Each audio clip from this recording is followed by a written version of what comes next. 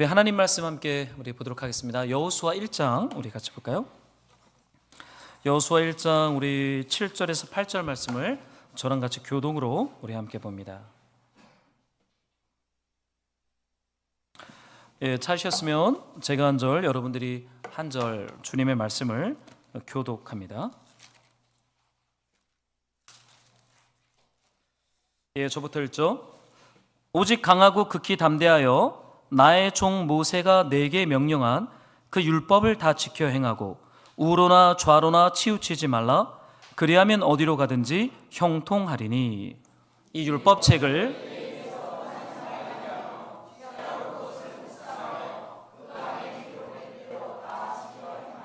그리하면 내 길이 평탄하게 될 것이며 내가 형통하리라. 아멘. 우리 하나님 말씀 나누기 전에 우리 앞뒤 좌우 우리 교우들과 함께 평화 인사 한번 했으면 좋겠어요. 하나님 우리에게 복 주시는 분이십니다 라고 서로 축복할까요? 네, 하나님 우리에게 복 주시는 분 분명합니다. 우리가 여호수아 통독을 이번 한 주 동안 했는데, 특별히 오늘은 거룩한 전쟁 그리고 안식이라는 제목으로 우리 여호수아 묵상 설교 함께 나누도록 하겠습니다. 여러분, 땅에 대한 싸움이죠. 여호수아를 우리가 읽고 있지만 땅에 대한 싸움은 성경에서의 어떤 큰 주제이기도 합니다. 지금 뭐 이스라엘과 이란과의 전쟁의 본질도 사실은 땅의 문제이고, 우리 인간들 안에 있는 여러 가지 갈등의 문제도 사실은 땅으로 비유되어지는 안식에 대한 문제이기도 합니다. 그런데 여러분, 여호수아서는 땅을 기업으로 주시는 하나님을 이 긴 전쟁의 이야기로 설명을 하면서 왜 땅을 하나님 우리에게 주시는가? 목적은 하나예요. 하나님 우리에게 안식을 주시기 위함입니다. 여러분, 땅이 없으면 안식이 없다라고 말을 해요. 여러분 기억하는지 모르겠어요.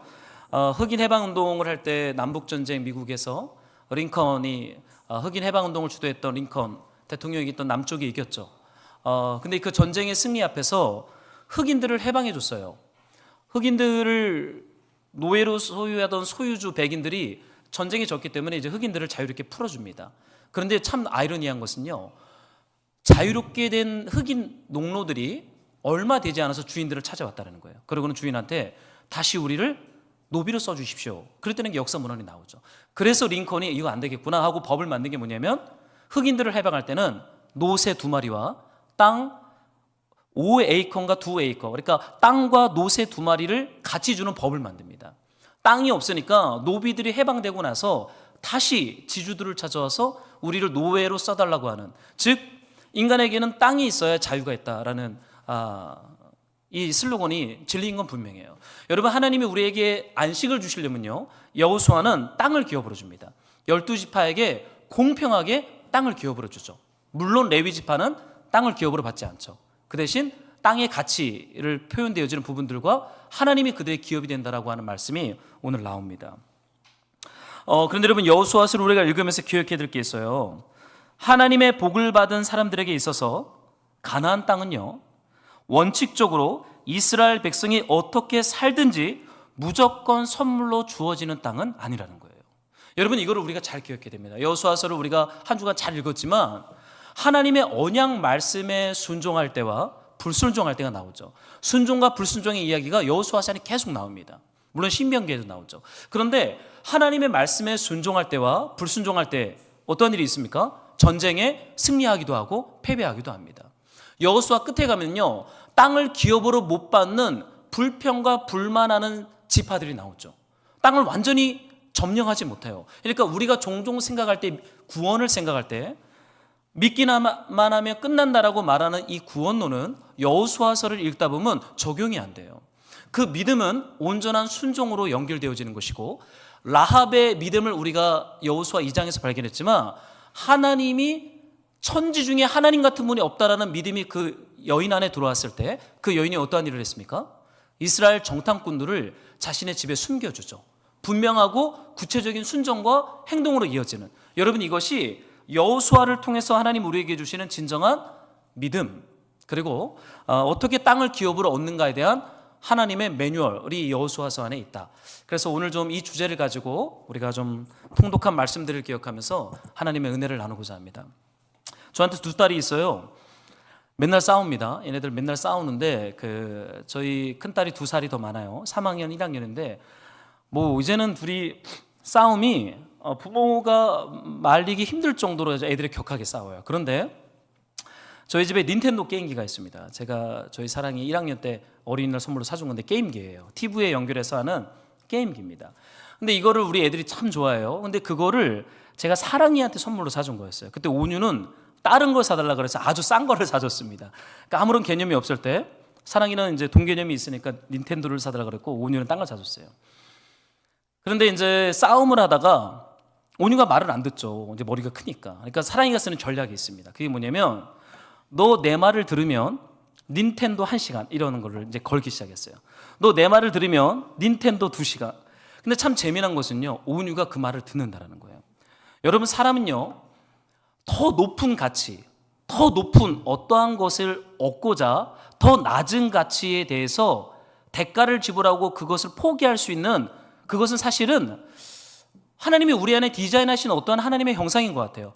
더 높은 하나님의 거룩함의 가치, 하나님 나라의 가치를 얻고자 이 가나안 땅을 기업으로 얻는 이 순례의 여정 가운데 마땅히 지불해야 될 말씀에 대한 순종과 대가 지불이 고통이나 고난이 아니라 마치 더 높은 가치를 얻고자 하는 들뜸, 즐거움, 기대함으로 이 순례의 여정을 가도록 하나님이 디자인하진 않았을까라는 생각을 종종 해봅니다.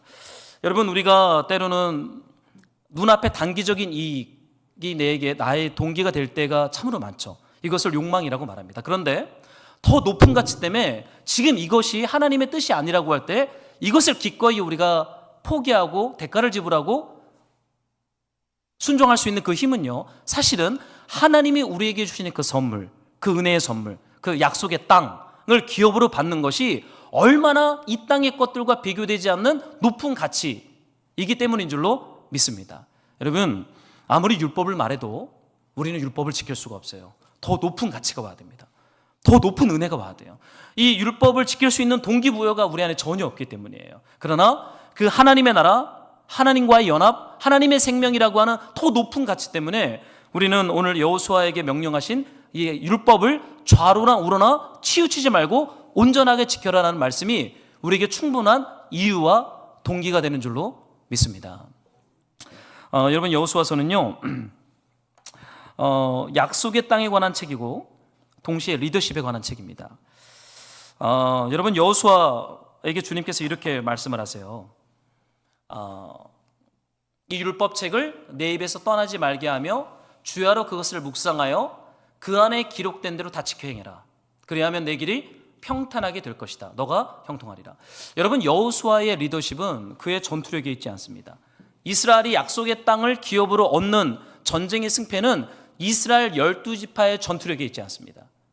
이 리더십의 권위의 기초는요, 하나님의 말씀을 지키느냐 지키지 않느냐가 전쟁의 승패를 결정하지, 내 안에 있는 전투력, 우리 안에 있는 전투력이 이 전쟁의 어떠한 승패의 기준이 전혀 안 된다라고 여호수아는 말하고 있어요.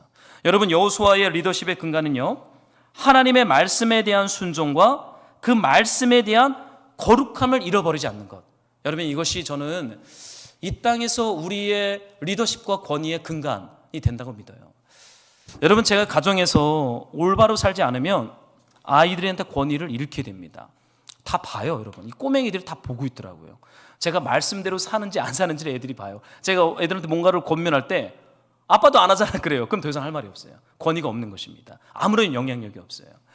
여러분, 하나님의 말씀을 따라 사는 것, 이것이 우리네 삶의 권위와 리더십의 근간이 되고 있음을 여호수아는 말하고 있죠. 여러분, 이 여호수아를 우리가 읽으면서 발견하게 되는 것은 여호수아는 안식을 누린다는 거예요. 우리 신명기를 봤지만 모세가 얼마나 불쌍해요. 그 약속의 땅을 높은 산에 올라가서 쳐다보면서 들어가지 못하는 모세. 근데 중요한 것은 모세가 어디에 죽었고 어디에 묻혔는지도 그 무덤의 위치도 나오질 않아요. 그런데 이 여호수아서는요, 이 여호수아 끝에 가면 그가 땅을 기업으로 받았고 안식을 누렸다라는 말씀이 나옵니다. 그리고 그가 어디에 묻혔는지 정확한 기록이 나오고 있어요. 여러분, 여호수아는 안식을 누렸어요. 하나님께서 안식을 주시는 것이죠. 근데 제가 이 여호수아서를 통독하다가 이 안식이라는 단어를 묵상을 하는데, 여호수아는 계속 싸움만 했는데, 전쟁만 치렀는데 도대체 이게 무슨 안식인가, 이런 생각이 드는 거예요. 오히려 전쟁을 치르지 않고 광야에서 죽은 모세가 좀 더 편하지 않았을까? 이렇게 고생하려고 약속의 땅에 들여보냈는가? 이렇게 계속 전쟁만 하고 계속 싸움만 하도록 주님이 이것이 복을 받은, 안식을 받은 백성의 실체인가? 라는 좀 고민이 좀 생겼어요. 여러분, 안식을 누린 여호수아, 그는요 평생에 걸쳐서 전쟁, 싸움의 흔적들로 그의 삶이 가득 차 있어요. 전쟁만 치릅니다. 싸움만 해요. 그런데 안식을 누렸다라고 말하고 있는 거예요. 여러분, 하나님께서 하신 말씀에 대하여 순종하려면요 전쟁을 치러야 합니다. 싸움이 있어요. 그런데 여호수아는 이것을 안식이다라고 말해요. 안식을 누렸다라고 말해요. 하나님 말씀에 순종하고자 하고 내 죄에 대해서 치열하게 싸우고 회개하고 기도하는 삶, 이것이 전쟁을 치르는 것 같지만 실상은 약속의 땅을 기업으로 받은 이스라엘 백성들의 부르심이고 진정한 안식으로 들어가는 시작과 끝인 것을 여호수아서는 말하고 있죠. 여러분, 우리는 한 번 싸움이 끝이 아니라 주님의 나라를 기업으로 완전히 받을 때까지 이 말씀 순종에 대한 싸움, 죄와의 싸움, 이 거룩함에 대한 싸움을 멈추면 안 돼요. 여러분, 이것이 본래 우리의 부르심이고 우리에게 주신 하나님의 안식의 그림입니다. 주님께서 여호수아에게 이런 말씀을 하셨어요. 한번 여러분들이 1장 5절의 말씀인데 이거를 같이 좀 읽어주시면 좋겠습니다. 함께 시작.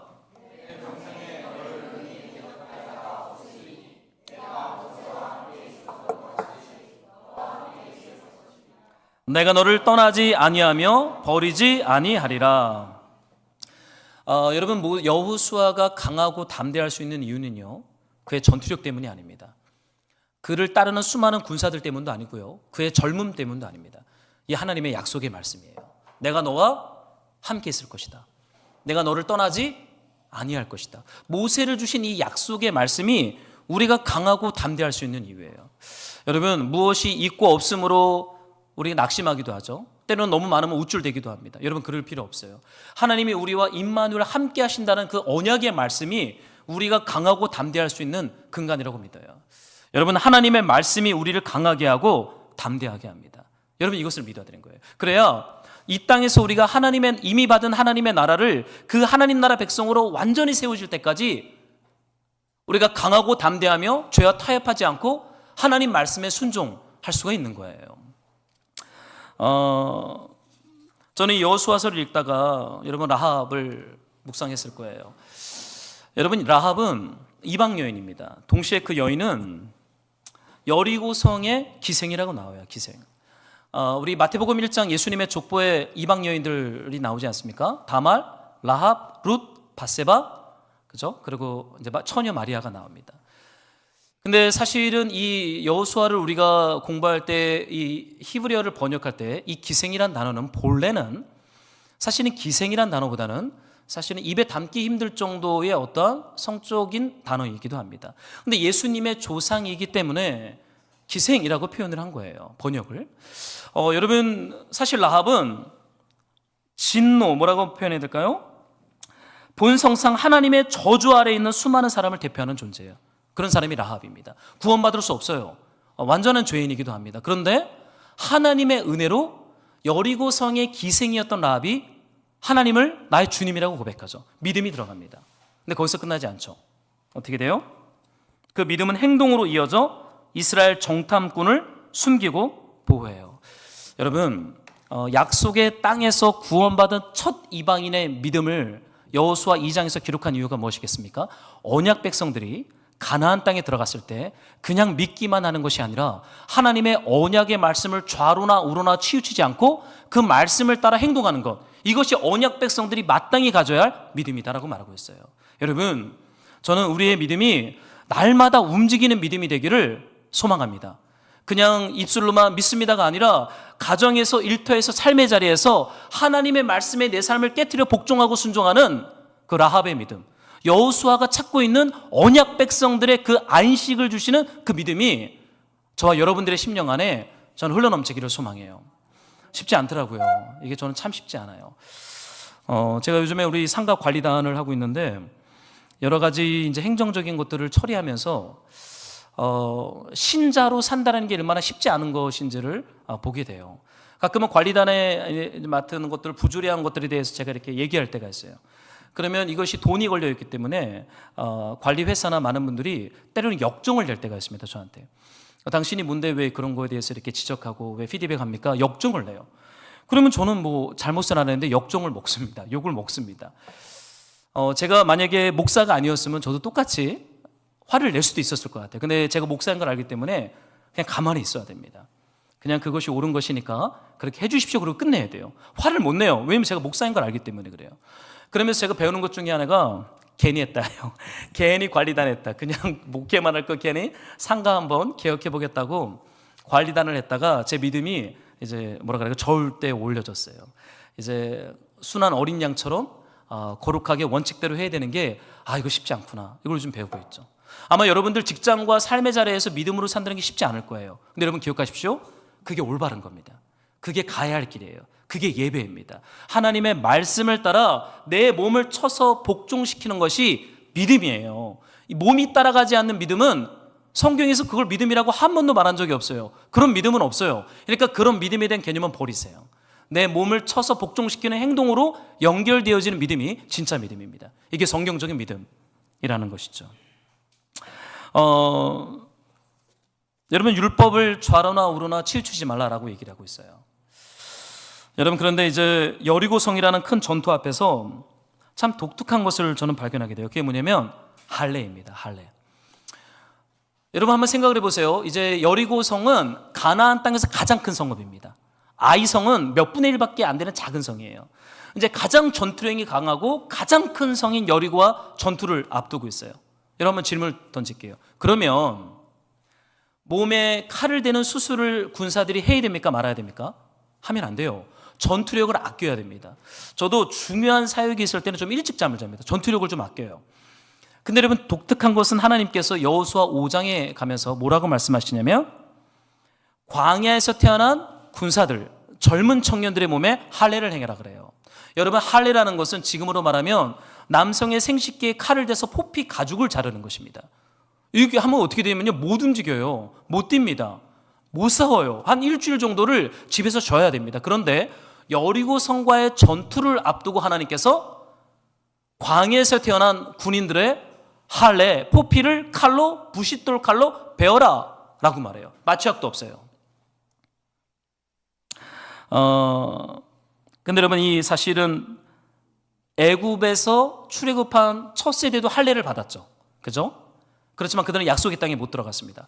그러니까 여러분 할례가 끝이 아니라는 거예요. 할례의 개념은 날마다 하나님 말씀에 순종하는 방향성을 매일매일 결정하는 것이 뭐예요? 이게 할례입니다. 우리네 몸에 포피 가죽을 베는 것이 할례가 아니라 한 번 할례 바로 끝난 것이 아니라 날마다 하나님의 목소리를 청종하면서 그 말씀에 순종하는 게 뭐예요? 이게 온전한 할례라는 거죠. 그러면서 주님께서 애굽 세대에 대해서 이렇게 말씀을 하세요. 한번 여러분들이 여호수아 5장 6절을 우리 한 번만 읽어주세요. 함께 시작. 여호와께서 그들에게 대하여 그들의 조상들에게 맹세하여 우리에게 주리라고 하신 땅, 곧 젖과 꿀이 흐르는 땅을 그들이 보지 못하게 하리라 하시매 애굽에서 나온 족속 곧 군사들이 다 멸절하기까지 40년 동안을 광야에서 헤매었더니 여러분 할례를 받았어요. 그러나 약속의 땅에는 못 들어왔습니다. 왜 못 들어왔어요? 이스라엘 자손들이 하나님의 음성을 청종하지 않았다. 포피의 가죽을 베는 할례는 행했지만 귀의 할례, 마음의 할례를 받지 못했죠. 하나님 말씀에 순종하지 않는 거예요. 그들은요, 내가 할례를 받았으니까 약속의 땅에 들어가는 언약 백성이라고 믿었어요. 그러나 이스라엘 역사는 그들은 들어가지 못했다라고 말하고 있어요. 왜요? 하나님의 음성을 듣지도 않았고 청종하지도 않았고 순종하지도 않았기 때문이다. 여러분 할례의 본질은요, 우리의 마음이 거듭나는 것이에요. 그래서 하나님의 말씀을 듣고 그 말씀을 복 있는 사람처럼 순종하는 것, 이것이 할례의 본래적 의미죠. 여러분 예수님의 십자가가 우리의 마음에 할례를 일으킵니다. 예수님이 십자가에서 당하심으로 말미암아 죽으심으로 말미암아 우리의 마음을 거듭나게 했어요. 그래서요 고통스럽지만 그래도 하나님의 말씀대로 살아야겠다는 마음이 우리 안에 들기 시작하는 거예요. 이걸 회개라고 하죠. 이걸 회심이라고 합니다. 저는 목회를 하면서 가끔 그런 생각해요. 내가 잘할 수 있을까? 이런 생각 종종 합니다. 왜냐하면 저의 연약함을 많이 보기 때문에 그래요. 여러분들한테는 보이지 않겠죠. 왜요?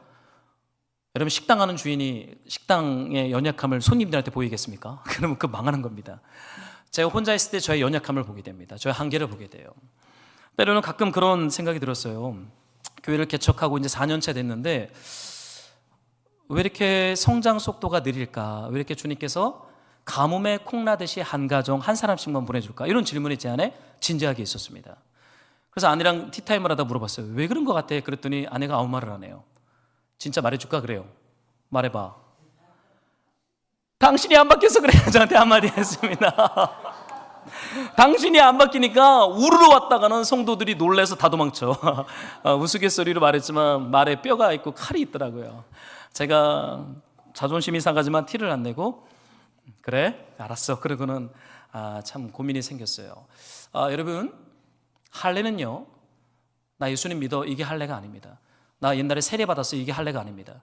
나 전도사야, 이것이 할례가 아닙니다. 나는 내가 무조건 천국 갈 걸 믿어, 이게 할례가 아닙니다. 할례는요, 하나님의 목소리를 청종하는 거예요. 청종이란 단어가 무엇입니까? 되새김질이에요. 들은 것을 되새김질하고 되새김질하면서 결국은 순종으로 갈 수밖에 없는 게 청종입니다. 청종이란 단어는 그냥 듣는 것에 사용하는 단어가 아니에요. 하나님의 말씀을 청종했다는 건 무조건 순종까지 갈 수밖에 없는 그런 문맥을 가지고 있어요. 사랑하는 말씀으로 동역자 여러분, 왜 광야 기간이 길었습니까? 할례를 받기 위함이에요. 그들의 영혼과 삶이 온전히 할례될 때까지 주님이 기다려주는 시간이에요. 근데 기다려줘도 안 되니까 어떻게 해요? 하나님의 아들이 십자가에서 광야에서 이스라엘 백성이 받아야 할 심판을 단번에 받으셨어요. 그리고는 어떻게 해요? 우리 안에 할례를 행하셨습니다. 그래서 이제는 예수를 주님과 그리스도로 믿는 자들은 하나님의 말씀을 들을 수 있다는 거예요. 청종할 수 있다는 거예요. 그것은 결국 하나님의 말씀을 순종함으로 말미암아 약속의 땅을 기업으로 받는 은총을 예수님께서 저와 여러분들에게 주셨다는 것입니다. 여러분 주님께서요 이제 애굽에서 태어난 세대들한테 할례를 행해요. 어디 앞에서요? 여리고 성과의 전투 앞에서. 이거 백전백패입니다. 여러분 남자들이 여러분 기억나세요? 야곱의 딸 디나를 세겜 족속이 성폭행했죠. 그러니까 시므온과 레위 오빠들이 화가 난 거예요. 그러고는 세겜 족장한테 찾아가서 우리랑 언약을 맺자 그래요. 우리 가족하자. 우리 가족 아닌가? 괜찮다 그래요. 절대 원수를 안 갚을게 그래요. 그러니까 순진한 세겜 족족들이 언약을 맺고는 조건이 있어. 너네 할례를 행해야 돼 그래요.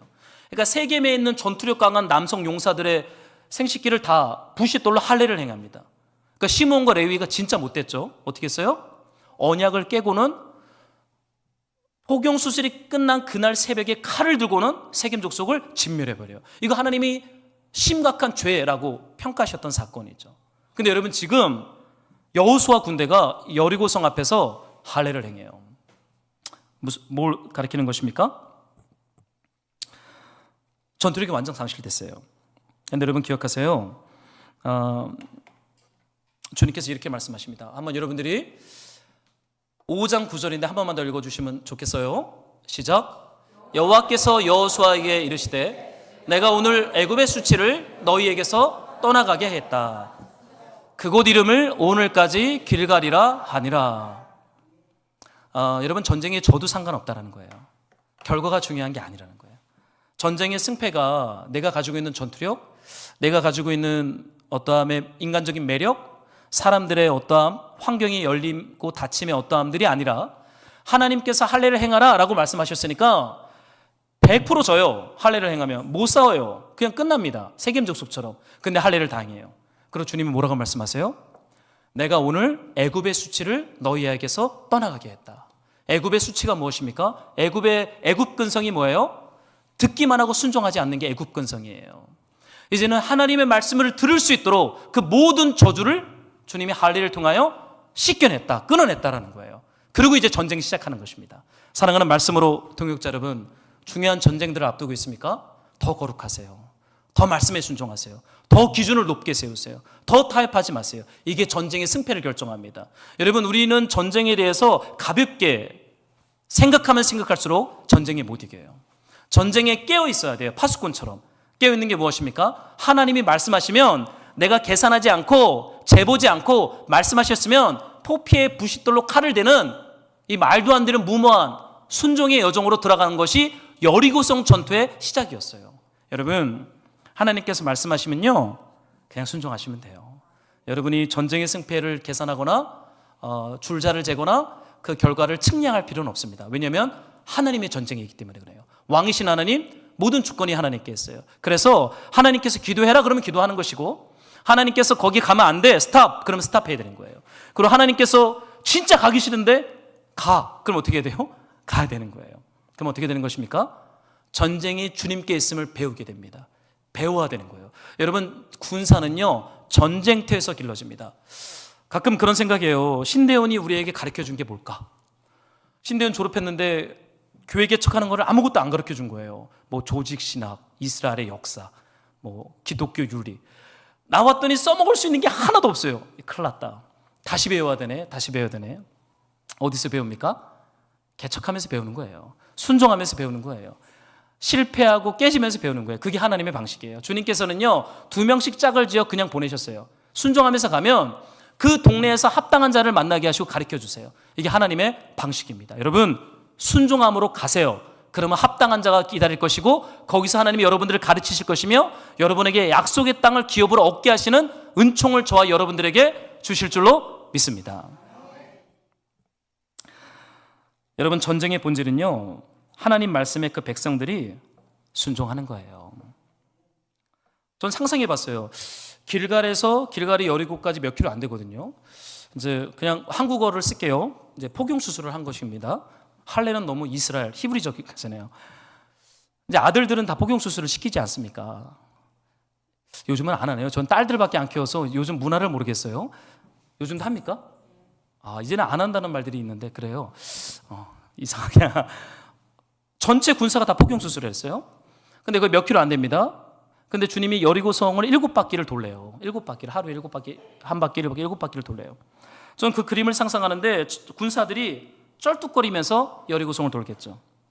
빨리 뛸 수 없어서 천천히 여리고성을 돌아야 되겠죠. 빠름과 많음, 나의 약함과 없음이 아무런 상관이 없는 전쟁인 걸 발견하게 돼요. 내가 약하면 어때요? 내가 좀 없으면 어때요? 우리는 상대적인 열등감이 있어요. 나보다 누군가가 더 없으면 우리는 은밀하게 우쭐감을 느낍니다. 안 그러세요? 우리 교회 개척자들 만나면요, 아무도 없는 목회자를 만나면 속으로 은밀하게 야, 내가 좀 낫구나, 그렇게 되는 거예요. 근데 저보다 막 100명, 200명 많은 선배 목사님 앞에 가면 어떻게 돼요? 마음이 상하는 거예요. 이게 인간의 교만이에요. 이게 인간의 죄성이에요. 그런데 하나님의 전쟁에서는 내 약함과 없음이 아무런 상관없어요.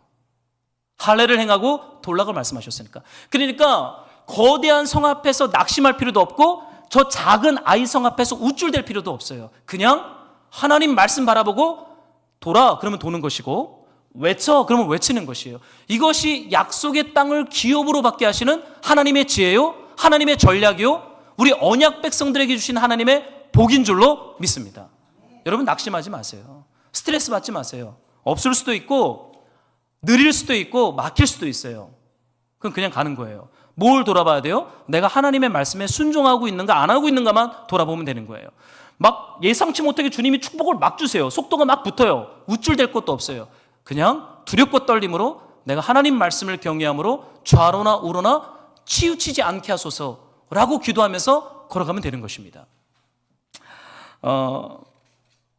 여러분, 약속의 땅을 살아가면서요, 이 할례를 한 번으로 끝내는 게 아니라는 거예요.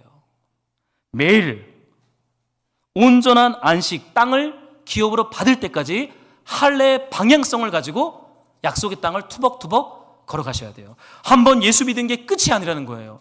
날마다 말씀을 경외함으로 순종하고자 두렵고 떨림으로 기도하면서 은혜 받은 자의 합당한 믿음과 순종으로 여러분 살아가라고 여호수아서는 우리에게 외치고 있어요. 이제 전쟁을 준비하죠. 여호수아는 지도자잖아요. 여러분, 지도자는 분명한 비전과 전략이 있어야 됩니다. 그걸 보여줘야 돼요. 그래야 같이 갈 수가 있거든요. 전 여호수아가 고민이 많았을 것 같아요. 그가 아침에 일찍 일어납니다. 근데 누굴 만납니까? 칼을 든 어떤 장수를 만나요. 그때 여호수아가 질문하죠. 너가 우리랑 싸우러 온 적군이냐 아군이냐라고 질문합니다. 그때 그 군인이 이런 얘기를 해요. 한번 여러분이 14절을 좀 읽어주시면 좋겠어요. 시작.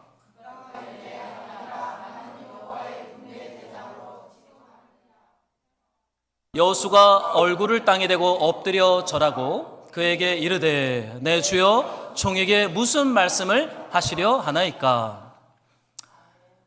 나는 여호와의 군대 장관이라고 하는 말씀을 듣자마자 여호수아가 어떠한 태도를 보입니까? 얼굴을 땅에 댔다. 그리고 엎드렸다라고 말하고 있어요. 그리고는 저에게 무슨 말씀을 하시려 합니까? 주님의 말씀에 귀를 기울이기 시작하죠. 여러분, 탁월한 군인들도 있어야 되겠고 탁월한 전략도 있어야 됩니다. 그리고 탁월한 입지도 선정해야 되겠습니다. 그러나 진짜 중요한 것은 지도자인 여호수아는 하나님 앞에 엎드렸다는 거예요. 이것이 성전, 거룩한 하나님 전쟁, 야훼 전쟁의 유일한 전략입니다. 하나님의 말씀을 좌로나 우로나 치우치지 않고 날마다 마음의 할례를 행하며 하나님 앞에 엎드리는 것이 약속의 땅을 기업으로 받는 시작과 끝이라는 거예요. 주님은요, 첫 번째 전투 앞에서 모든 전투에 적용해야 할 전략을 주세요. 날마다 할례를 행해라. 하나님 앞에 엎드려라. 그리고는 할례의 방향성을 가지고 거룩함으로 순종하는 삶을 살아라. 여러분, 이것이 큰 성이든 작은 성이든 별 볼 일 없는 성이든 두려움을 주는 성이든 어떤 성 앞에 직면했을 때 그 전쟁은 하나님의 전쟁이기 때문에 이런 방향성과 전략을 가지고 우리는 하나님 앞에 나아가야 돼요. 여러분, 우리가 기도해야 됩니다. 우리가 기도해야 되고요. 우리가 주님 말씀 앞에 순종해야 돼요. 왜냐하면 그것이 우리의 부르심이기 때문에 그렇습니다. 여러분, 예배가 승리보다 먼저 와야 됩니다. 승리를 구하지 마시고 예배가 먼저 와야 돼요. 전략과 사람들, 상황과 환경의 도움이 먼저가 아니라 가장 먼저 하나님 앞에 엎드리며 항복과 동시에 예배를 드리는 것이 저와 여러분들 안에 좀 시작되기를 소망해요. 여러분, 주님께서 이 여호수아에게 어떤 전략을 주는데 여리고성을 7번 돌래요. 참 무모해 보이죠. 그리고 별로 매력도 없습니다. 그런데 그 말씀에 여호수아가 순종해서 무모하게 걷고 또 걷고 또 걷습니다. 여러분, 하나님 말씀이 별로 매력이 없는 말씀이 다가와도요, 무모해 보여도요, 그냥 순종하십시오. 그게 승리예요. 때로는 하나님께서 특별한 계시도 없고 특별한 감정적인 역사도 없이 어떤 말씀을 주실 때가 있어요. 그럼 그냥 그 말씀 가지고 투박투박 걸어가는 거예요. 왜냐하면 그것이 하나님이 일하시는 방식이기 때문에 그래요. 여러분, 승리보다 더 중요한 것은 전투를 수행하는 올바른 하나님의 방식입니다. 효율성, 얼마나 더 많은 것을 남길 것인가, 얼마나 더 쉽게 더 빠르게 할 것인가, 이 질문보다 더 중요한 질문은 하나님께서 원하시는 게 뭔가예요. 여러분, 질문하셔야 돼요. 하나님이 나한테 원하시는 게 뭘까?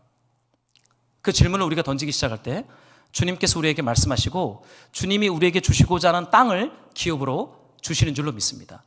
때로는 내 경험과 기준으로 볼 때 무모해 보이고 별로 이익이 될 것 같지 않아도 하나님이 말씀하셨으면 그냥 투벅투벅 여리고성을 걷는 그런 우리 순종의 사람들이 되기를 저는 소망해요.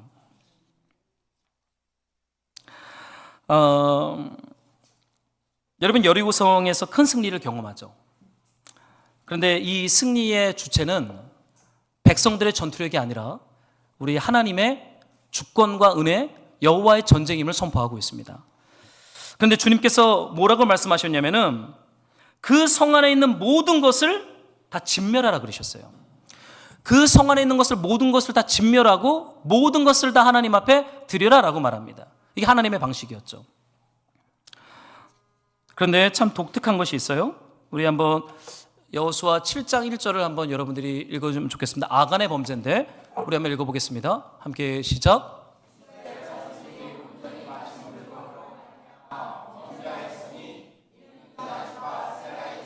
삽디의 손자 갈미의 아들 아간이 온전히 바친 물건을 가졌습니다. 여호와께서 이스라엘 자손들에게 진노하시니라. 여러분, 거룩한 전쟁에겐 두 가지 특징이 있습니다. 야훼 전쟁이라고 말하는 하나는 모든 걸 다 진멸하는 거예요. 싹 죽이는 것입니다. 두 번째는 전쟁에서 얻은 모든 것을 하나님께 속한 물건으로 여겨서 하나님께 다 드리는 겁니다. 거룩한 전쟁에는 협업이 없어요. 하나님이 이만큼 하셨고 내가 이만큼 하셨다는 걸 주장할 수가 없어요. 완전한 하나님의 주권이고 완전한 하나님의 은혜입니다. 그래서 이걸 거룩한 전쟁이라고 말해요. 제가 이 거룩한 전쟁을 한창 공부하고 묵상할 때가 20대 대학생 때였는데, 군대를 제대하고 제가 복학을 했어요, 캠퍼스에. 근데 제가 복학을 하고 이제 선교단체들 연합체가 있는데요, 그 선교단체들 연합회를 저희 캠퍼스에서는 종교분과라 그랬습니다. 종교분과. 동아리 연합회 종교분과가 있는데, 거기에서 이제 그 선교단 연합회 저한테 이렇게 회장을 좀 맡아달라고 부탁을 한 거예요. 그래서 제가 선교단체 연합회 종교분과장을 맡았습니다. 근데 그때 저희 캠퍼스 안에 이슈가 뭐였냐면, 저희 대학 안에 4학과가 있는데, 역사학과가 모든 단대 앞에 우리나라 전통문화 계승이라는 이름으로 장승을 세우겠다라는 게 이제 결정이 됐었어요.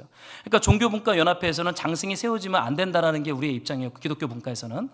근데 이거를 뭐 어떻게 할 수가 없으니까 군대를 제대한 군기가 바짝 서 있는 저를 이제 회장, 이제 뭐라 그럴까요? 이제 앞에 최전방에 세워서 너가 이제 매바지 하라, 그러고 저를 앞에 세웠어요. 저희가 이제 회의를 해서 전체 그 단대장들과 과대들이랑 이렇게 한번 강당에면서 이걸 가지고 회의를 했습니다. 갑론을 반 토론과 논쟁이 되게 심했어요. 세우면 안 된다. 뭐 우리 말을 누가 듣겠어요? 소수인 기독교인들의 말을.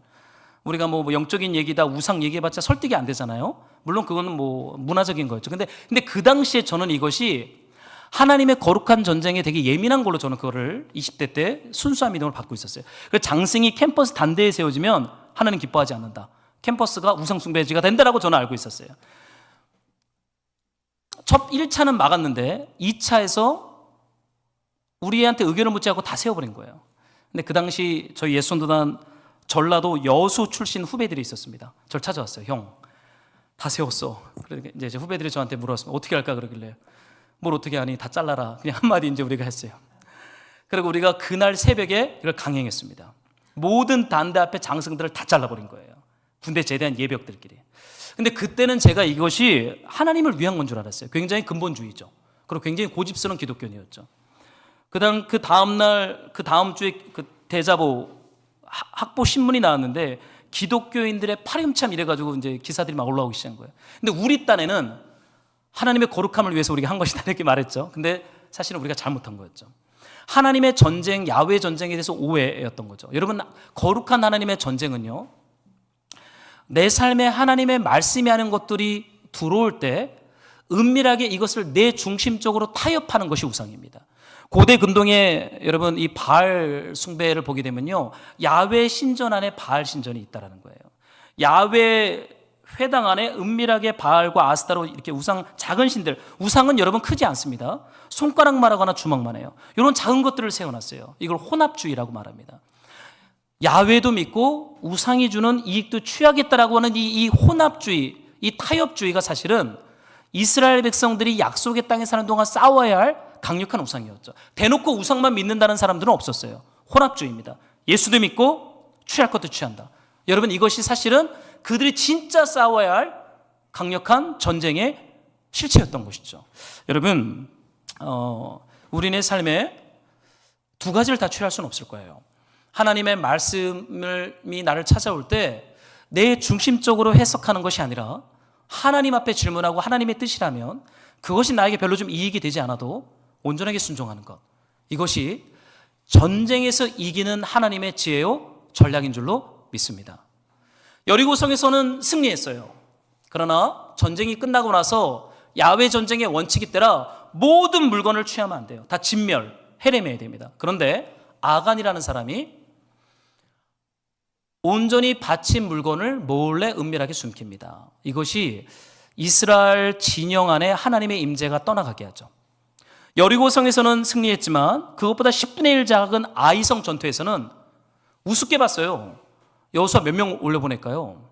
우리 그냥 한 2, 3천 명만 올라가면 될 거라고 군사들이 보고를 합니다. 그렇게 해라 그랬어요. 우습게 여겼습니다. 우습게 여긴 아이성에서 완전히 박살이 나고 깨어져서 36명이 죽어요. 그러고는 여호수아가 죄를 뒤집어 쓰고 옷을 찢으면서 회개합니다. 그러고는 주님이 말씀하시죠. 근본 원인을. 너희가 작은 것을 불순종했다라고 말하는 거예요. 여러분 작은 거 뭐 하나 불순종할 수 있잖아요. 그게 뭐라고요? 그죠? 그럴 수 있잖아요. 우리 입장에서는. 저만 그래요? 저만 작은 거 순종하면 그렇게 괜찮다 넘어갑니까? 그런데 이 거룩한 전쟁에서는요, 큰 게 아니라 작은 게 하나님의 전쟁을 패배하게 하는 사건으로 해석되고 있어요. 여러분, 율법을 좌로나 우로나 치우치면 안 되겠습니다. 지극히 작은 것일지라도 우리가 하나님 앞에 경외함으로 그것과 싸우는 이 싸움, 이것이 안식으로 들어가는 하나님의 열쇠라는 거예요. 여호수아는 계속 싸웠어요. 계속 전쟁을 치렀어요. 근데 그에 대한 하나님의 평가는 안식을 누렸다라고 말하고 있어요.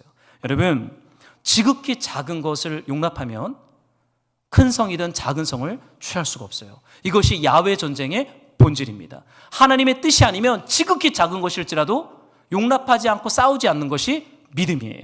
이것이 언약 백성들의 믿음, 우리를 승리케 하시는 하나님의 전략, 우리에게 땅을 주시는 하나님의 말씀인 줄로 믿습니다. 그리고 나서 주님이 이제 에발산에서 아이성 전투를 끝내고 여호수아가 제단을 쌓죠. 거기서 이렇게 예배를 드려요. 예배를 다시 회복합니다. 근데 여러분, 에발산은 저주의 산이라 불리잖아요.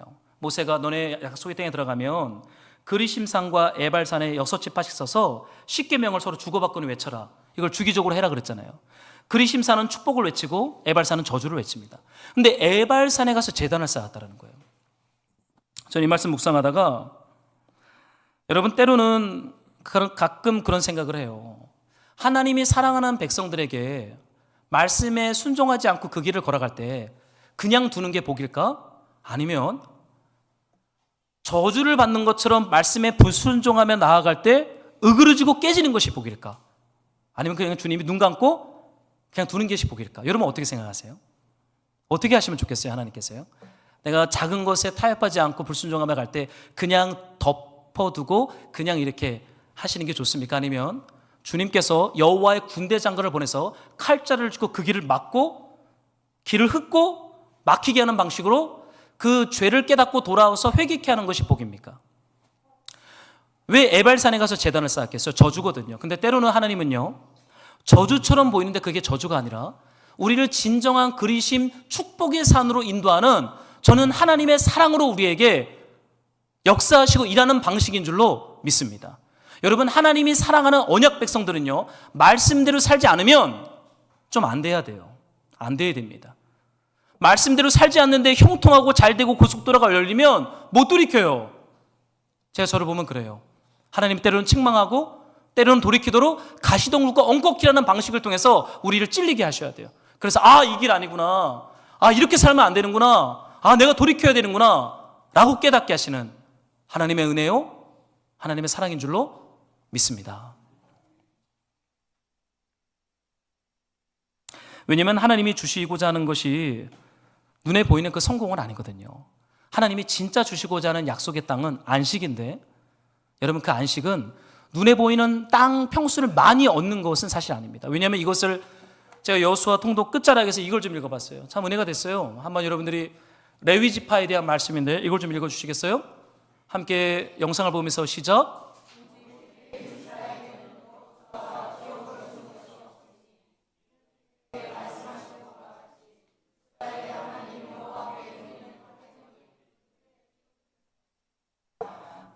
여러분, 11지파는 땅을 기업으로 다 받았습니다. 그런데 레위 지파는 땅을 안 주시는 거예요. 여러분이 레위 지파라면 여러분 마음이 어떻겠어요? 좀 속상하지 않겠어요? 아니, 루벤, 갓, 저런 유다 지파는 저렇게 큰 땅, 눈에 보이는 아름다운 큰 땅들을 줬는데 레위 지파한테는 땅을 안 주세요. 그러면 말하기를 너희는 내가 너네 기업이라고 말하잖아요. 하나님께서요, 이스라엘의 하나님 여호와가 레위 지파야 너희들의 기업이야 라고 말씀하십니다. 여러분, 질문 좀 드리겠습니다. 하나님과의 충만한 사귐과 그 하나님의 충만한 사랑을 기업으로 받는 게 좋습니까? 아니면 이 땅에서 눈에 보이는 땅과 같은 결과들로 기업으로 받는 게 좋습니까? 질문이 틀렸죠? 두 개 다 받고 싶어요. 그죠? 우리는 두 개 다 받고 싶은 거예요. 저도 그래요. 어떻게 하나님만 받아요? 여러분, 그런데 이스라엘의 하나님 여호와가 이스라엘이 받아야 할 진정한 약속의 땅 기업이라는 거예요. 만약에 땅만 받는 것이 하나님의 축복이라면 우리 예수 믿는 사람들처럼 불쌍한 사람들이 어디 있겠어요? 제가 지난주에 우리 교회 한 형제가 그 GTX 앞에 공공분양 40개가 남았다고 저보고 넣으라 그러는 거예요. 그래서 야, 이거 하나님의 사인이다. 이제 그리고 이제 월요일 날 넣어야 됐습니다. 그 청약을. 그래서 물론 큰 기대는 안 했지만 그래서 한번 넣어보자. 그래서 아내랑 같이 월요일 날 이제 넣었어요. 그리고 이제 제가 화요일 날 저희 가족들 개인 일정이 있어 잠깐 지방에 갔다가 제가 계속 핸드폰만 보는 거예요. 결과가 오나 안 오나. 오후 5시에 뜬다 그랬거든요. 그때부터 제가 계속 이렇게 결과를 보고 있는데 낙첨이라고 뜬 겁니다. 낙첨이 무슨 말입니까? 추첨해서 떨어졌다 그런 거예요. 별 기대는 안 했어요. 그런데 그래도 조금 속상하더라고요. 그래도 요즘 됐으면 좋았을 걸, 싼 거였으니까. 근데 떨어졌어요. 여러분, 그런데 사실은 하나님이 그런 은혜를 우리에게 주시기도 하죠. 우리의 필요를 공급하시는 하나님이잖아요. 분명 그렇습니다. 그러나 여러분, 진짜 기업은요, 예수님과 하나님과의 사랑이 우리 안에 더 깊어지는 것입니다. 이걸 여호수아는 이게 땅이다라는 거예요. 이걸 받아야 된다. 이것을 받아야 되니까 하나님 말씀에 순종하라는 거예요. 여러분, 하나님 말씀에 순종하지 않아도 이 땅에서 성공하는 거요? 할 수 있습니다. 이 세상 사람들의 방식대로 하면요, 더 쉽게 돈 벌 수 있고 더 악하게 돈 벌 수 있어요. 할 수 있더라고요. 제가 보니까요. 그런데 하나님과 성령님과 예수님과의 충만한 사귐은 그걸로 안 돼요.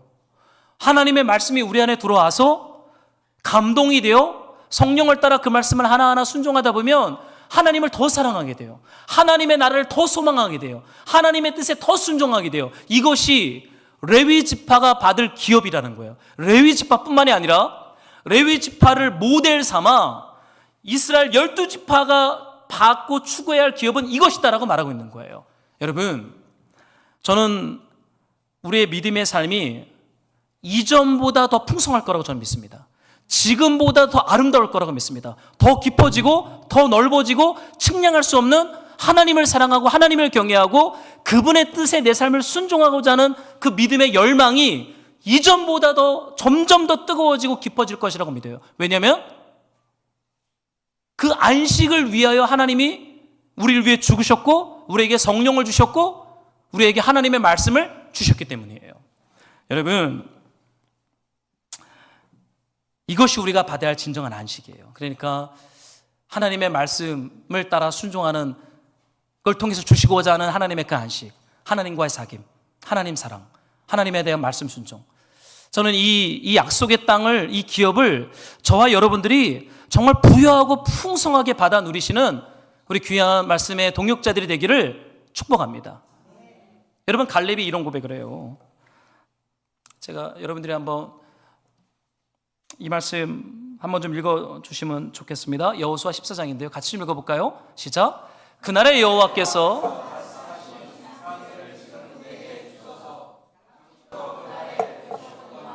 그곳에는 아낙 사람이 있고 그 성읍들은 크고 견고할지라도 여호와께서 나와 함께 하시며 내가 여호와께서 말씀하신 대로 그들을 쫓아내리이다. 노장이에요. 나이가 많이 든 갈렙 장군이 이제 아낙 자손이 사는 가장 전투력이 강한 성읍 앞에서 주님, 여호수아 나를 전쟁터로 보내주세요라고 말을 해요. 싸움터로 보내달라고 말을 해요. 왜입니까? 하나님이 갈렙에게 말씀하신 산지이기 때문에 그래요. 하나님이 말씀하셨기 때문에 내가 늙었고 전투력도 약해졌고 힘도 없지만 주님 나한테 말씀하셨으니까 내가 그 산지에 올라가야 합니다라고 말하는 거예요. 왜요? 주님이 그 산지를 나에게 주기로 약속했기 때문에. 여러분, 갈렙과 여호수아가 받아 누리는 기업이 무엇입니까? 왜 계속 싸우려고 합니까? 하나님이 말씀하셨기 때문이라는 거예요. 하나님을 사랑하는 거예요. 그것이 갈렙과 여호수아의 기업이에요. 그러니까 아낙 사람 거인족 속에 사는 저 큰 성읍이 두려움으로 보여도 올라가겠다는 거예요. 여러분, 저는 땅을 기업과 축복으로 주시는 하나님이기도 하지만 동시에 이 주님에 대한 믿음, 경외함, 순종, 하나님 사랑하는 그 마음이 여러분 우리가 점점 더 부유해져야 되지 않겠습니까? 우리가 갈렙처럼 나이가 들지라도 더 이상 싸울 수 없는 그때가 됐을지라도 하나님 나에게 말씀하시면 제가 올라가서 싸우겠습니다 라는 그 믿음의 고백, 그리고 부유해지는 것이죠. 그러면서 이 갈렙에 대해서 이런 표현을 해요. 여분네 아들 갈렙의 기업이 되어 헤브론이 오늘까지 이르렀으니 이는 그가 이스라엘의 하나님 여호와를 온전히 쫓았습니다. 여러분, 주님께서 여호수아에게 좌로나 우로나 치우치지 말고 가감하지 말고 율법을 지키라. 이것이 약속의 땅을 기업으로 얻는 유일한 하나님의 뜻이라고 말씀하고 있습니다. 여러분, 진정한 기업, 우리 하나님 사랑하는 것, 하나님으로 충만해지는 그 길, 우리가 좀 여호수아와 갈렙처럼 소망하면서 걸어갑시다. 죄와 싸우고 순종하기 위해 싸우는 그런 믿음의 한 주가 되기를 우리 주의 이름으로 축복합니다. 우리 적용 찬양하고 같이 좀 기도하기를 원해요. 우리 이 찬양 한번 같이 할까요? 내 백성이 나를 떠나.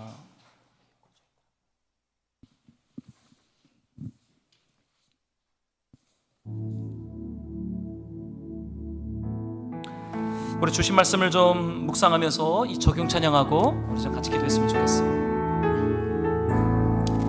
내 백성이 나를 떠나, 내 백성이 나를 떠나 돌아섰지만 내 사랑이 내 백성을 보기 못하니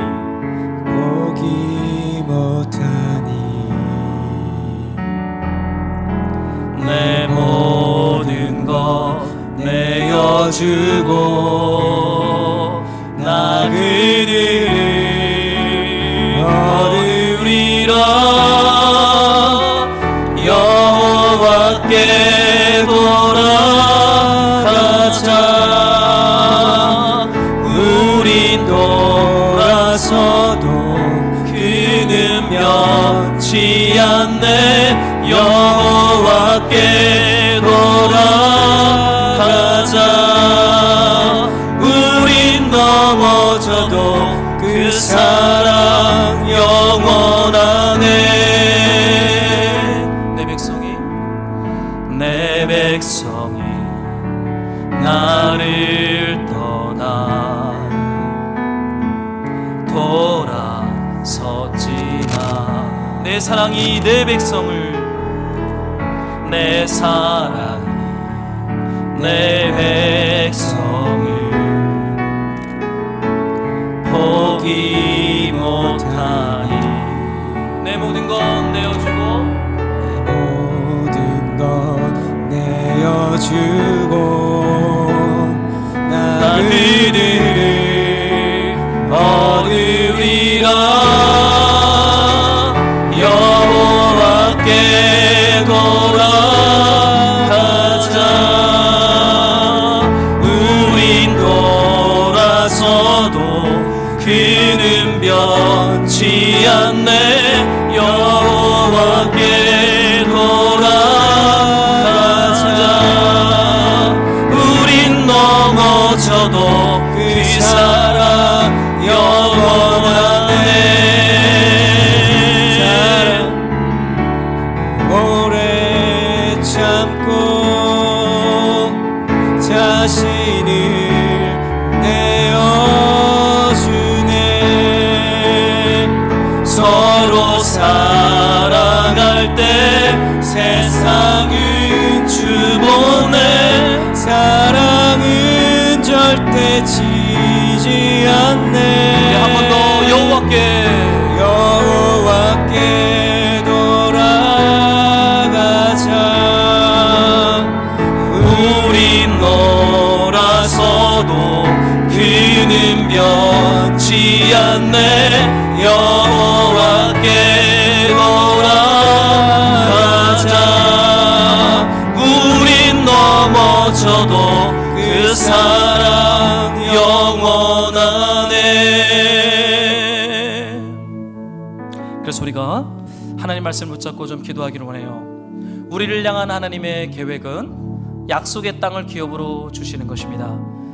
하나님을 사랑하고 하나님의 거룩함에 참여하고 하나님의 그 영원한 나라에서 영원한 생명을 누리는, 이 땅에서 하나님과의 충만한 사귐을 누리며 하나님을 사랑하고 말씀에 순종하는 그 약속의 땅을 기업으로 주기로 약속하셨어요. 우리가 한번 기도할 때, 주님, 제가 이 약속의 땅을 기업으로 얻는 여정 가운데 말씀을 가감하거나 좌로나 치우치지 않고 내 자의적으로 중심적으로 해석하며 타협하지 않고 온전하게 하나님 앞에 진멸을 행하며 온전하게 순종하는 거룩한 삶, 거룩한 믿음, 행동하는 믿음으로 성령님 저를 인도하여 주시옵소서. 아직 순종하지 못한 것들이 있다면 하나님 말씀 앞에 온전히 순종하겠다라고 회개하고 결정하면서 우리 다시 한번 주님 앞에 기도하며 나아가겠습니다. 기도하실까요? 사랑하는 하나님 아버지, 우리를 향한 하나님의 그 깊은 사랑을 부으셔서 날마다 하나님의 말씀을 깊이 깨닫게 하시고 청종하게 하시고 하나님의 말씀 앞에 온전히 순종할 수 있도록 성령님 우리의 속사람을 변화시켜 주시옵소서. 우리 안에 있는 욕망과 분노와 죄성과 악함을 하나님의 성령과 십자가의 보혈로 씻어 주셔서 날마다 하나님의 말씀 앞에 온전히 순종할 수 있도록 성령 하나님 우리를 인도해 주시기를 소망합니다. 주님이 약속하신 그 안식으로 우리를 인도하여 주시옵소서. 하나님의 그 충만한 임재, 하나님의 그 거룩한 사귐, 하나님을 더 깊이 사랑하는 것, 하나님의 뜻에 더 깊이 순종하는 그 약속의 땅의 안식 가운데로 성령 하나님 저를 인도해 주시기를 소망합니다. 주님 우리 교회 가운데 약속하신 그 거룩한 부르심, 약속의 땅을 주님 우리에게 기업으로 주시옵소서. 주님